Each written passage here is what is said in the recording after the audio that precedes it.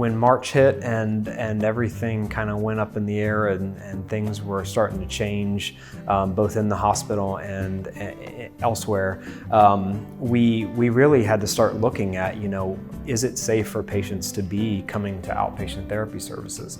A number of businesses were, closing the doors or having big restrictions, and we were no different. We have, on a given day, around 20 therapists that are over there practicing.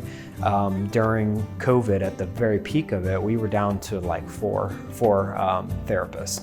So we cut our workforce dramatically. As a result, we had a lot of people with a lot of skills and a lot of talents, and they were able to be used elsewhere. So doing anything from temp checks to our PPE team, doing rounding through the hospital. Even some of our folks even helped wheel carts into the COVID positive rooms so that physicians could do virtual visits at the bedside using monitoring systems. So they did a lot of different things that are outside of the norms for therapy services. But it was great for them to be able to continue to help patients and help the hospital. At the very beginning of the pandemic, really things changed, sometimes by the hour.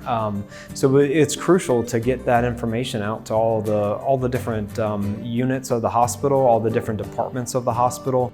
The PPE team actually kind of got its start because the nurse educators were involved with trying to get that initial communication out about what nurses should wear on the units, what they needed to protect themselves, how we were hanging the signs for precautions, things like that. We actually had two members of the PPE team were from nursing, Bonnie Hollinsworth and Patty Bennett.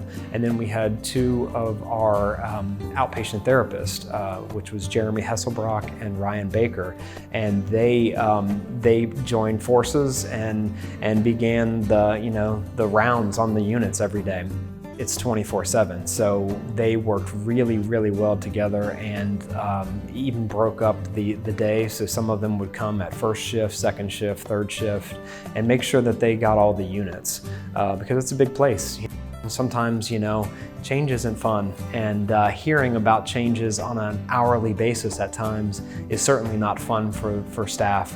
So, their calm presence coming up to the units on a consistent basis and being kind of that person that they could talk to and get information, but also give information. They got a lot of feedback from folks who were frustrated up on the units, and we were able to resolve issues, things like that. So I would really like to thank them for their help during everything because, again, it's hard to work as a team in a crisis, and they did it just exceptionally well and really worked together to make sure that the needs of the hospitals, the needs of the patients, and the employees were all taken care of on a daily basis.